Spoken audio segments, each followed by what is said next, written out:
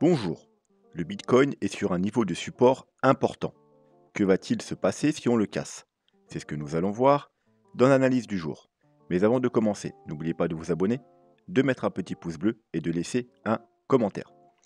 Alors, sans plus attendre, on va se diriger vers la cryptomap. Donc, sans grande surprise, le Bitcoin y rechute un peu, l'ensemble des altcoins suivent, il n'y a rien d'extraordinaire. En général, c'est des petites corrections de 2 à en moyenne 5%. Et on a quelques altcoins qui sont dans le vert, mais pareil, hein, c'est du 3, 4, 6, rien d'excentrique. Donc, rien de plus à dire sur la cryptomap. Le CryptoFear, on est de retour vers les 20, hein, donc on commence, on se rapproche à nouveau des zones intéressantes pour des achats, mais c'est pas encore des zones qui nous intéressent réellement. Comme vous le savez, si on devait rechuter, les zones à surveiller, c'est toujours les mêmes, c'est autour des 10, donc entre les 8 et les 12, hein. Comme à chaque fois, c'était les zones soit de bottom provisoire, c'est-à-dire qu'on traînait un gros rebond. Notamment, vous voyez, la dernière fois qu'on a été le 26 janvier, tout simplement. Alors, hop, voilà, ça nous a donné ce bottom provisoire, un gros rebond. On est passé des 32 000 dollars jusqu'aux 40, presque 46 000 dollars. Et la fois précédente, c'était ici sur chaque bottom qu'on est venu chercher entre les 8 et les 12. Donc si on devait rechuter plus bas, encore une fois, dès qu'on sera aux alentours des 8-12 sur le CryptoFear, ce sera un très bon niveau pour faire nos achats. Voilà, ensuite, du coup, on va enchaîner avec, hop, le dollar. Le dollar, on va pas s'attarder dessus, il n'y a rien de nouveau, toujours dans son range, toujours sur la petite trendline court terme. Donc on attend dans un premier temps, si possible, une cassure de cette trendline. Et ensuite, bien entendu, on aimerait bien qu'il casse ce gros support. Ça nous indiquerait que le dollar repart à la baisse et ce serait très bullish pour le Bitcoin. Si bien entendu, il fait le contraire, qu'il casse le range à la hausse et notamment le bas de la zone de rechargement de short, il faudra s'attendre à une continuité haussière et malheureusement, le Bitcoin ira sûrement chercher beaucoup plus bas. Le Bitcoin, du coup, donc en daily, j'ai soulagé le graphique hein, pour que ce soit un peu plus lisible, le graphique qu'on utilise de base. Alors, il y a une petite ligne bleue, on en parlera après. Voilà, c'est notamment le niveau de support dont je vous parlais important. On a également la trendline baissière qu'on a cassée, là qu'on est en train de réintégrer, du coup on est en train de la travailler. Voilà, donc gros niveau de support important. Comme je vous ai dit, on reviendra après sur la petite ligne bleue. On a toujours, hein, j'ai laissé toujours sur le graphique, la grosse trendline rose, hein, vous voyez ici, qui a fait résistance, résistance. Ici, support, un nombre incalculable de fois. Encore une fois, ici, support. Dans l'autre sens, résistance. Ici, on a essayé de la briquer, on n'a pas réussi. Donc, bien entendu, si on arrive à... on va se mettre en weekly parce que c'est une trendline à long terme. Voilà. Quand je vous disais qu'on n'a pas réussi à la briquer parce qu'on a fait juste, vous voyez, des mèches en weekly. Vous voyez là, les nombreux supports weekly, résistance, résistance. Donc, bien entendu, si on arrivait à avoir une clôture weekly au-dessus de cette trendline, donc maintenant ce sera à peu près au-dessus des 42 000 dollars environ, eh bien ce sera un signal, un bon signal haussier. En plus, ça nous validerait, si jamais ça devait se faire dans les jours qui viennent, bien évidemment, un joli W, alors soit là, soit aller un peu plus bas, W haussier. Donc on casse la trendline, on casse ce niveau-là, voilà, joli W, weekly en plus, et ça nous annoncerait d'aller potentiellement rechercher au moins la zone de rechargement de short vers les 51 000 dollars, voire, si on est un peu moins bullish, la zone importante des 50-51 000 dollars. On va pas revenir aujourd'hui pourquoi c'est une zone importante, mais il y a tout un tas de confluences vers ces niveaux. Voilà, donc si on avait cette structure qui se dessinait, on ira à minima rechercher les 50-51 000 dollars, voire le bas de la zone de rechargement de short aux 55 000 dollars. Bien entendu, si on devait casser, du coup, on ira probablement faire des nouveaux plus hauts. Donc voilà, on va pas s'attarder dessus, il n'y a, rien de neuf. Donc on va passer maintenant rapidement sur le gap dont j'ai oublié de vous parler hier, bien entendu, parce qu'il y avait beaucoup de choses à dire hier. Donc on a eu un nouveau gap ce week-end. Vous savez que la semaine dernière, on avait un gap qu'on a été comblé pas tout de suite d'ailleurs, hein, parce que justement, comme je vous avais dit, en plus c'est ce que je vous avais dit, on a un gap, mais là tout le monde parle d'aller combler le gap, donc on n'ira probablement pas combler directement. Donc on l'a comblé la semaine d'après. Voilà. En général, vous savez que la... il arrive très souvent que les gaps ils soient comblés dans la semaine à venir. Ça veut dire que là, on a eu le gap qui s'est ouvert du coup dimanche soir, donc il y a de fortes chances que le gap soit comblé cette semaine, mais c'est pas tout le temps le cas. On peut aller le combler soit un petit peu après, soit très longtemps après, hein. Comme vous pouvez voir, on a des gaps qui n'ont toujours pas été comblés. Alors, est-ce qu'un gap doit être forcément comblé? Non, ça arrive peut-être 90% du temps. Mais voilà, de temps en temps, il y a des gaps qui seront comblés et il y a des gaps qui seront jamais comblés. Voilà, c'est pas pour autant qu'on ne peut pas les avoir en tête. Donc, on a le gap là, récent, donc au 39 000, environ 39 000 $. Donc, il faut s'attendre soit cette semaine, soit la semaine prochaine, si on a un rebond, et ben, allez combler ce gap. Sinon, plus bas, on a un gap qui est exactement donc, le bas du gap au 32 000 $, parce que vous voyez que ici, on a tenté de le combler, mais on n'a pas été le combler.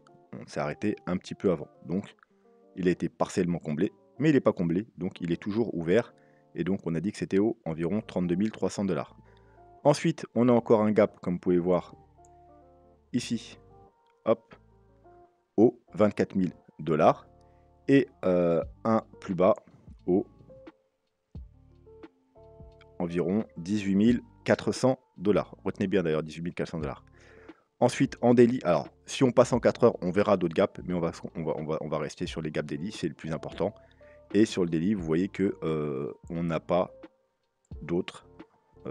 Ah, peut-être un petit là, effectivement. On a peut-être un petit gap là, au 9 000 $, effectivement. Mais bon, c'est probablement un gap de rupture. Il y a de fortes chances que ce soit un gap de rupture. Pareil, on a tenté de le combler, mais on l'a pas comblé. On l'a pas comblé ici. Et c'est tout ce qu'on a en daily, je pense. Voilà, donc bon. On gardera en tête surtout ces gaps-là, c'est ceux qui nous intéressent. Donc 32 000, 24 000 et 18 000 $. Ensuite, donc du coup, on va pouvoir aller parler maintenant de notre support. Je vais peut-être enlever mes gribouillis. Pourquoi je vous ai rajouté une ligne bleue, un support qui sort de nulle part? Bon, bah déjà graphiquement, vous pouvez voir qu'il a quand même son importance. On le travaille, c'est quand même un niveau important. Mais c'est surtout, je vous l'ai partagé sur Twitter hier, tout simplement, hop, on va s'enlever les moyennes mobiles qui ne nous intéressent pas. Voilà, hop, c'est la moyenne mobile 200 en 3 jours. Vous savez que j'aime beaucoup le time frame 3 jours.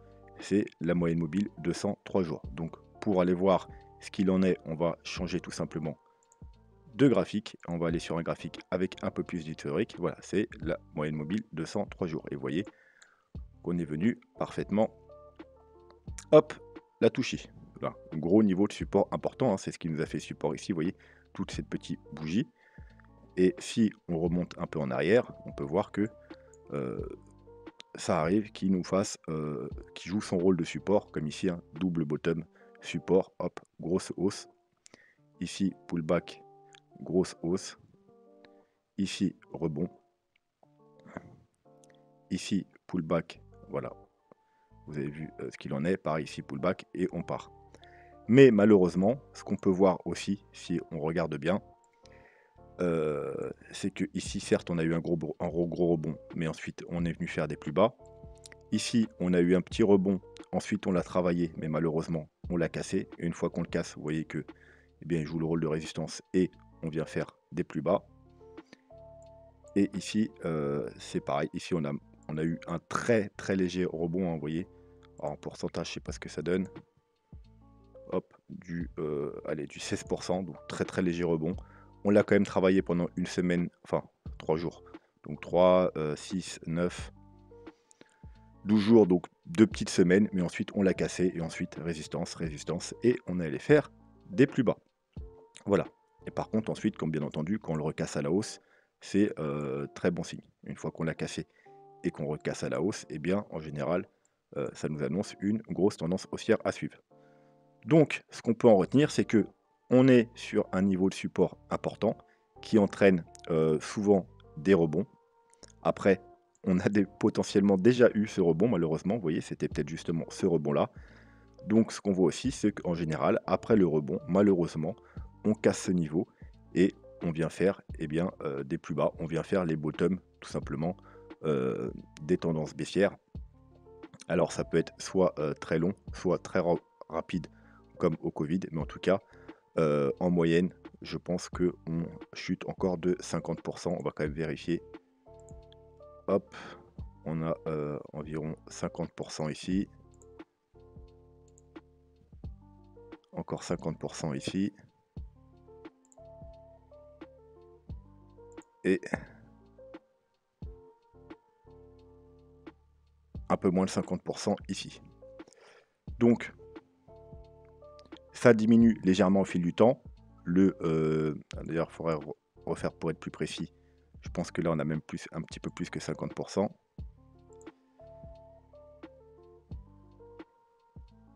59, bon, presque 60. Vous voyez, ça diminue un peu. Là, on a 60. Là, on a 50. Là, on a 45.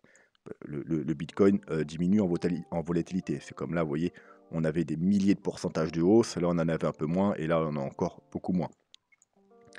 Donc, malheureusement, les probabilités nous disent qu'on va probablement casser ce niveau et aller chuter. Du coup, on pourrait se dire entre 30 et 50%. Donc, on va voir ce que ça pourrait nous donner si vraiment ça se produit. Donc 30%, ça nous donnerait aux environs des 25 000 $. 40%, ça nous donnerait environ les 22 000 $.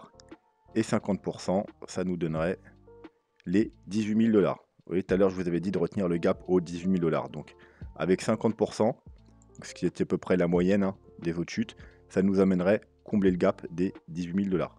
J'aime bien aussi la target des 18 000 $. Pourquoi? Parce que comme vous le savez, il y a énormément de gens qui ont en tête les 20 000 $. Seulement, c'est un chiffre rond, c'est joli, c'est le top du dernier bull run, si on prend bien entendu le top avec les mèches. Mais voilà, si tout le monde regarde les 20 000 $, il est quasiment impossible qu'on aille rechercher les 20 000 $ et on s'arrête sur les 22 000 $. De là, tout le monde fait leurs petites emplettes, et puis on remonte à 100 ou 200 000 $, et tout le monde est dans le train et tout le monde est gagnant. C'est juste impossible. Donc, comme vous le savez, je vous l'ai déjà dit sur plein d'autres exemples, et à chaque fois, j'avais raison.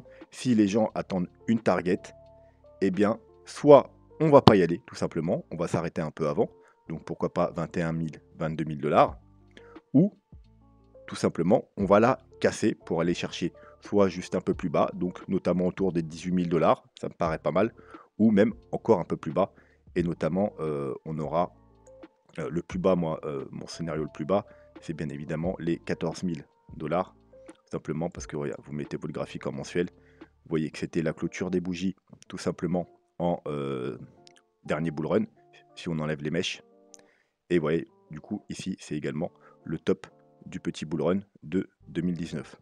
Vous voyez, c'est un peu ce qui nous a formé le gros W weekly. Hop. Gros W weekly. Et c'est à partir de là qu'on a eu notre grosse haussière. Donc ce serait un pullback sur l'énorme W weekly qu'on a là tout simplement sur le... Pour moi, c'est le vrai top de 2018. C'était vraiment les clôtures mensuelles avec le retest ici. Donc pour moi, c'est vraiment le plus bas qu'on pourrait aller. Donc si on allait aux 20 000 $, pour moi, on irait chercher un peu plus bas. Donc soit aux environs des 18 000 $, ça me paraît pas mal. Soit pourquoi pas vers les 14 000 $. Voilà, donc ça c'était pour... Tiens, j'ai plus d'ailleurs la moyenne mobile. C'était pour la moyenne mobile de 100 en 3 jours. Et bien entendu, on garde en tête que c'est quand même un niveau de support et que même si on a eu un rebond, c'est pas forcément dire qu'on va le casser. On pourrait être dans ce genre de scénario. Alors on n'y voit plus rien, pourquoi j'ai écrit. Voilà, on pourrait être très bien comme ici, vous voyez, on vient le tester, un rebond, on vient, là on a même cassé un petit peu, vous voyez, pour faire un petit fake out, et ensuite gros rebond, donc on pourrait être tout à fait dans le même scénario. On vient, on rebondit, on fait une sorte de double bottom, avec d'ailleurs un léger plus haut, et puis là on fasse un plus gros rebond pour aller chercher les 51 000, voire 55 000 $. Donc tant qu'on ne l'a pas cassé, on ne peut pas dire qu'on est dans la même situation que précédemment. Par contre, si on devait avoir des clôtures, bien entendu, et bien là, il faudrait malheureusement plutôt penser qu'on va être dans ce genre de scénario, donc avoir encore une chute de 30 à 50%, soit rapide comme ici, soit plus lent, avec une consolidation pendant plusieurs mois, sous les 36 000 $. Voilà, maintenant, on va aller regarder, hop, un petit peu les vagues d'Elliott. Ça fait longtemps qu'on n'a pas vu. Peut-être dans la semaine, je ferai une analyse complète. On va juste aller voir un peu ce qu'il en est. Donc, toujours dans le même scénario, hein, une vague 1, une vague 2, une vague 3. Et là, on est en train de construire une vague 4 en ABC flat. Hein. Je rappelle, une flat, c'est une ABC, mais avec une vague B très bullish. C'est-à-dire, elle va soit au 0,90 de Fibo, donc légèrement plus bas, soit en double top, soit un peu plus haut. Donc, notamment, là, elle a été chercher les 1,13. Hein. Les objectifs, en général, c'est les 1,13, 1,23,6. On a parfaitement recherché les 1,13. Et ensuite, une vague C. La vague C peut être, pareil, extrêmement bullish. Donc, aller rechercher les 0,618, c'était la première target. Soit faire globalement un double bottom ou aller un peu plus bas. C'est pour ça qu'on a les 3 targets ici. Ce qui finira notre vague 4 et ensuite on aura notre 25. Donc vague 5 là, il y a des objectifs provisoires, on ne va pas s'en occuper parce que bien entendu, tant qu'on n'a pas le bottom, on ne va pas s'amuser à calculer des objectifs précis. Bien entendu, lorsqu'on aura vraiment trouvé le bottom, on pourra calculer des objectifs précis pour cette vague 5, donc ou nos targets pour prendre des profits. Parce qu'après, une fois qu'on aura fini nos 5 vagues haussières, on aura une très grosse correction. Et on pourra également, vu que vous savez que hop, chaque vague se fait également en 5 sous-vagues, on pourra également, quand on aura notre bottom, décompter nos 5 sous-vagues et également prendre de jolis trades sur la correction de vague 2, sur la correction de vague 4. Et voire même pour les traders court terme, sous les sous-sous-vagues, parce que chaque vague va être encore décomptée en 5 sous-vagues. Bref, quoi qu'il en soit, alors, comme vous le savez, donc on est dans une flat. Donc pour ceux qui veulent plus de, vous allez dans playlist, hein, pour les nouveaux. Vous allez voilà, playlist, vous allez tuto, et vous allez tout simplement regarder cette vidéo. Vague d'Elliott, les bases pour bien comprendre une analyse graphique. Voilà, ça dure 40 minutes.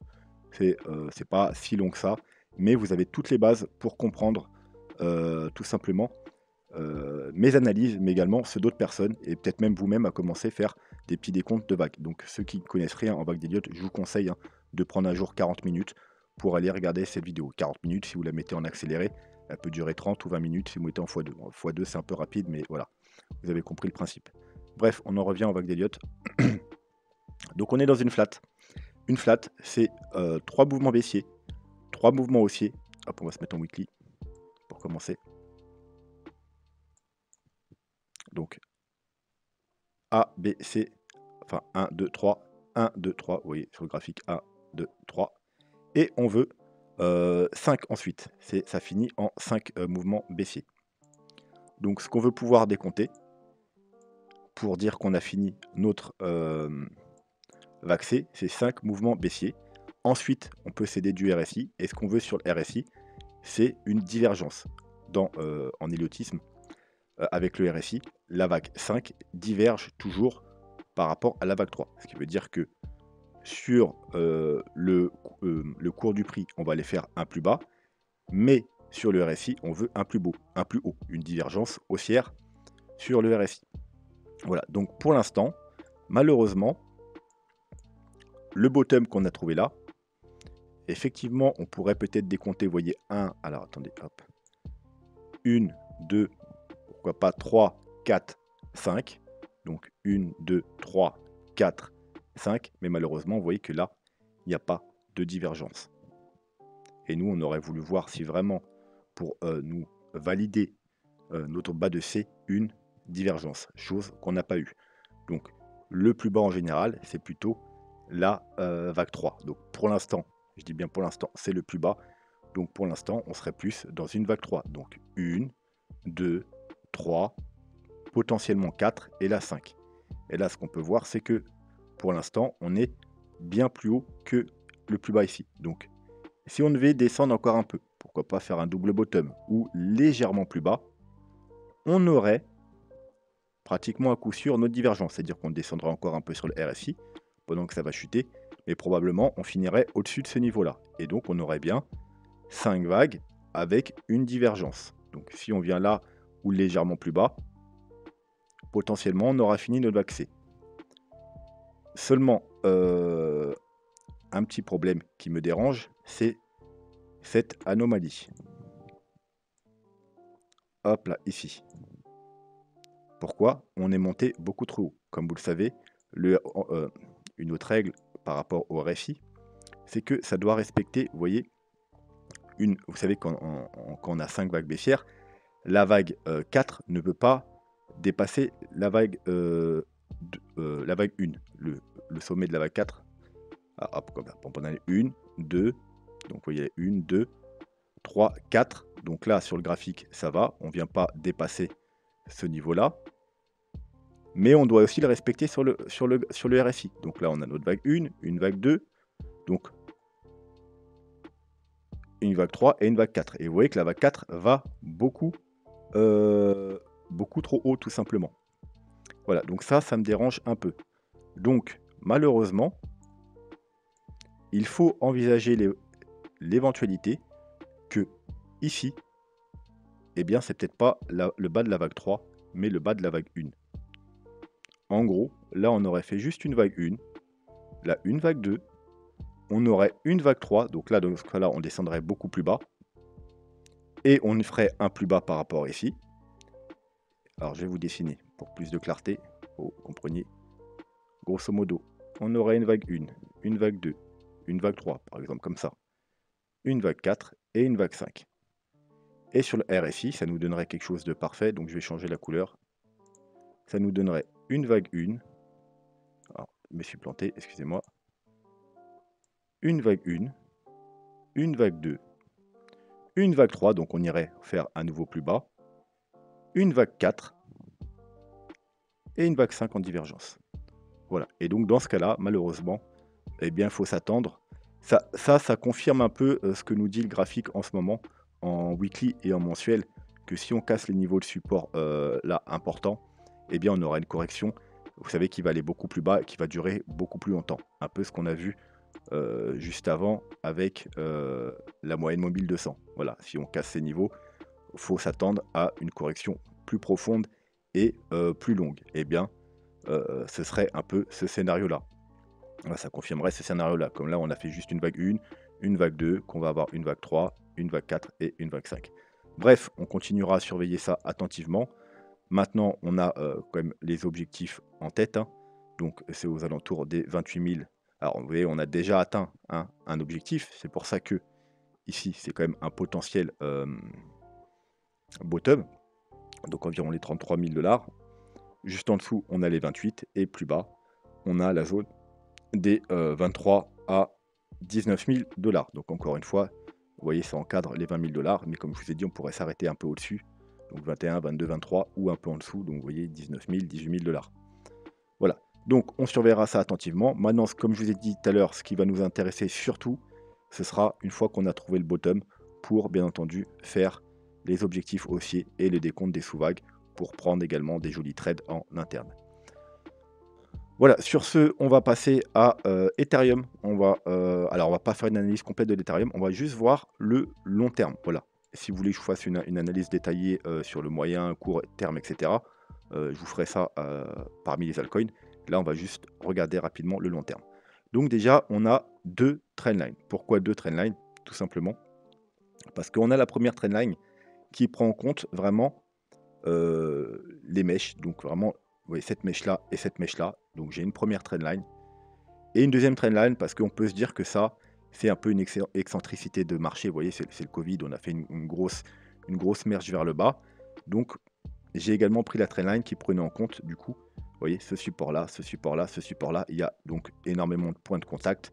Donc cette trendline peut être dessinée comme ça, avec du coup ça, vous voyez, une petite excentricité de marché liée au Covid. Du coup, parce que là, vous voyez, on a 1, 2, 3 supports, là 1, 2, 3, 4, 5 bougies, encore 1, 2, 3, on est encore revenu tester là. Donc, vous voyez, cette trendline est tout autant valide. Du coup, j'ai mis les deux, comme ça on a les deux en tête. Donc c'est des trendlines haussières très long terme, hein, vu qu'elles prennent leur point de départ en 2015. Donc on pourrait être amené à les retester. Voilà. D'autre part, qu'est-ce que j'ai sur le graphique? Donc à court terme, enfin plus court terme, hein, à moyen terme, on va dire, j'ai une trendline baissière. C'est une trendline baissière qu'on voit très bien en daily. Vous voyez, ici, ici, ici, ici, et récemment, ici et ici. Vous voyez, donc contrairement au Bitcoin, l'Ethereum, lui, il nous avait prévenu que, attention, rappelez-vous, le Bitcoin, on a cassé la trendline, hein, c'est à peu près la même trendline. Enfin non, d'ailleurs, c'est pas la même trendline, c'est celle-là, la rouge, excusez-moi. On l'a cassé, là on est en train de faire un pullback dessus. L'Ethereum, lui, nous disait, attention, moi, j'ai pas cassé ma trendline. On aurait plus de... Et c'est pareil pour pas mal d'altcoins qu'on a analysé ces derniers temps. Il y en a certains qui l'ont cassé, mais il y en a beaucoup qui ne l'avaient pas également cassé. Donc, pour plus de confiance dans le break de cette trendline, j'aurais aimé également voir une break de la trendline Ethereum. Malheureusement, ce n'est pas le cas et vous voyez qu'on rechute très fortement. Donc, on a une trendline à surveiller attentivement. Bien entendu, le jour où on la cassera, ce sera un signal bullish. Et on a des Fibos. Alors, il y a deux sortes de Fibos. Il y a le Fibo classique, c'est celui qui est là, vous voyez, ici, ici. Donc, on a les 0,5. On est d'ailleurs en train de travailler. Les 0,618 ici, qui sont un peu cachés par cette grosse ligne verte. Et les 0,786. Donc, donc, rectangle vert, c'est bien entendu la zone de rechargement de longue. Sur du long terme, c'est les niveaux en général où on recherche des achats. Maintenant, il y a également la grosse ligne verte et la grosse ligne bleue. Ça correspond tout simplement, je vous le montre, au niveau Fibonacci en logarithmique. Vous voyez, hop, ligne verte, ligne bleue. Et en général, sur du long terme, on préfère prendre les niveaux logarithmiques qui sont plus pertinents. Et vous savez que sur le Bitcoin ou l'Ethereum, c'est les 0,236, les 0,382 qu'on regarde en particulier. C'est les grosses zones d'achat long terme très intéressantes. Voilà, sur les altcoins, on peut aller plus bas, on peut aller rechercher les 0,5. Donc on cherche plus cette zone-là parce qu'ils ont beaucoup plus de volatilité. Sur le Bitcoin et l'Ethereum, on se concentre sur cette zone-là. On ira rarement plus bas. Voilà, donc je vais remettre mon Fibo en no-log pour avoir tous nos niveaux. Et ce qu'on peut voir déjà, c'est que les 0,618, donc ça fait le niveau le plus important, eh bien il est parfaitement cumulé au niveau 23,6. Et le 78,6, à peu de choses près, il est cumulé au 0,382. Donc on a vraiment une zone d'achat extrêmement intéressante dans toute cette zone-là. Donc entre les 1900 $, 1008, 1900 $ et les 1000, hop, 1000, 1100 $. Voilà, aux alentours des 1000, 1200 $. Ensuite, bien entendu, on peut cumuler ça à notre trendline. Donc si par exemple, là, dans les jours qui viennent, on devait casser le plus bas, hein, ces niveaux-là, vous voyez d'ailleurs, on est sur le 0,5, là, on a fait parfaitement rebond sur le 0,5, eh bien, voilà, il faudrait surveiller, par exemple, dans les 15 jours à venir, hein, si pendant 15 jours on baissait, ce niveau-là, ce serait un très gros niveau de support important, les 1800, 1900 $, et du coup, un très bon niveau d'achat. Si bien entendu, on devait avoir une chute beaucoup plus longue et beaucoup plus conséquente, et bien ensuite, il faudrait surveiller, pareil, hein, vous voyez, vers le avril jusque mai, avril-mai, si on descendait là, on aurait confluence également de 1000, 1200 $, double Fibo, en log et en non-log, plus la trendline haussière qui prend en compte voilà, les mèches. Et ensuite, bien entendu, on peut toujours se mettre en weekly et voir si on peut cumuler ça également avec les moyennes mobiles. Voilà. Et ce que vous pouvez voir, c'est juste magnifique. Alors, je vais enlever les deux moyennes mobiles en haut qui ne nous servent pas. Hein. Vous voyez, on les a cassées, donc bon, on est bearish. Bien entendu, si on repasse au-dessus, donc des 3000, 3200 $, ce sera extrêmement bullish. En même temps, vous voyez, on casserait la trendline, donc elle se cumule parfaitement la trendline. Hein. Donc ça nous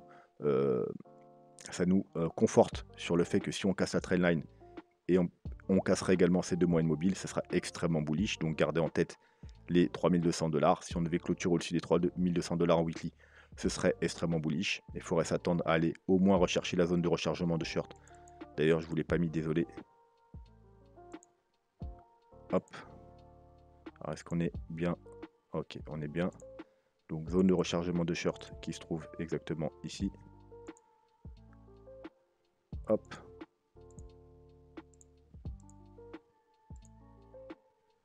Voilà, donc on irait à minima rechercher les 3900, 4400 dollars. Et puis bien entendu, si on la casse, on ira faire des nouveaux plus hauts. Donc on va se les enlever vu que c'était pas ce qui nous intéressait aujourd'hui. Voilà, ce qui nous intéresse, c'est, alors hop, je vais vous montrer, c'est les deux moyennes mobiles importantes, la moyenne mobile 100 et la moyenne mobile 200 weekly. Et comme vous pouvez le voir, regardez ça, la moyenne mobile 100 va se cumuler parfaitement avec notre gros support déjà du canal et bien entendu double Fibo, 0,618 et 0,236 en logarithmique. Donc ça nous fait un triple, quadruple support ici. Et la moyenne mobile 200, pareil, vous voyez là, si vous la prolongez, vous la prolongez, vous la prolongez, hein, parce qu'on ne va pas y aller d'une traite, hein, on va y aller en plusieurs semaines, plusieurs mois. Vous la prolongez, elle va, oh, je vais vous la dessiner. Hop, là elle est là, vous voyez, on garde le même angle.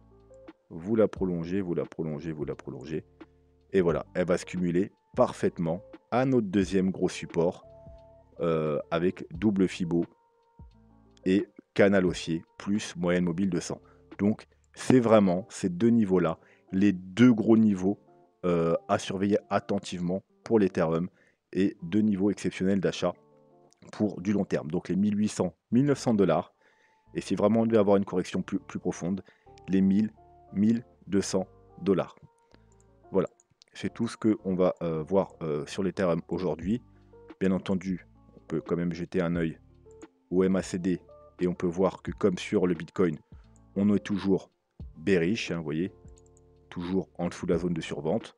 Donc bien entendu, là si on devait faire quelque chose comme ça, hop, un petit W et casser la zone de survente, ce serait un gros signal d'achat. Et sur le MACD, tout simplement, ben, voilà, on veut, alors on n'a encore aucun signal, vous voyez, on est vraiment très bearish. On veut tout simplement que ça se retourne et que ça croise à la hausse et des bougies vertes. Et Ishimoku, quand même, allez, un petit coup d'œil à Ishimoku. On va s'enlever le graphique, sinon on va rien voir. Donc on est baissier hein, depuis qu'on a cassé justement les 3200 dollars, hein, donc niveau important. D'ailleurs, hop, voilà, ce sera la Tenkan. Ensuite, on a la Kijun au 3004. Donc, d'un point de vue Ishimoku, tant qu'on a cassé les 3004, 3005, on ne retourne pas haussier sur Ishimoku. On est également sur un niveau de support important, le nuage. Hein. D'ailleurs, le gros support, c'est 2300 dollars. Hein. Vous voyez le plat du nuage ici. Et bien entendu, vous voyez, ici, on a fait une petite mèche, mais on l'a vite réintégré. Gros rebond, on est parti chercher la Tenkan. Donc là, ce que ça nous dit, c'est que si on casse les 2300 dollars, avec clôture, bien entendu, eh bien, il n'y a plus rien en dessous, hein, c'est Ishimoku. Hein. Donc ensuite, il faudra s'attendre, malheureusement, comme à chaque fois, à une grosse chute. Un peu comme sur le Bitcoin, si on casse les gros niveaux de support. Et voilà. Et donc ensuite, eh bien, tout simplement, il y a pas de... Après, il faudra se fier à ce que je vous ai dit avant pour les niveaux. Par contre, après, bien entendu, le jour où on réintégrera le nuage, ce sera un premier signal haussier. Et ensuite, pareil, un deuxième signal haussier quand on cassera la Tenkan. Et gros signal haussier, hein, vous savez, quand on cassera la Kijun. Voilà. Sur ce, on va s'arrêter là pour l'Ethereum. On va même s'arrêter là tout court. Dans la foulée, je pense que ce soir, je vais analyser deux altcoins que je posterai demain dans l'après-midi. J'ai pas encore arrêté ma décision sur les altcoins que je vais analyser. Je vais aller voir les vidéos précédentes pour voir ce que vous m'avez recommandé. Bien entendu, il n'est pas encore trop tard, donc n'hésitez pas sous la vidéo à me donner les altcoins que vous voulez que j'analyse. Bien entendu, également, un petit pouce bleu, on s'abonne et on laisse un petit commentaire. Ça fait toujours plaisir et c'est bon pour l'algorithme. Sur ce, je vous souhaite une bonne soirée et je vous dis à demain. Tchuss.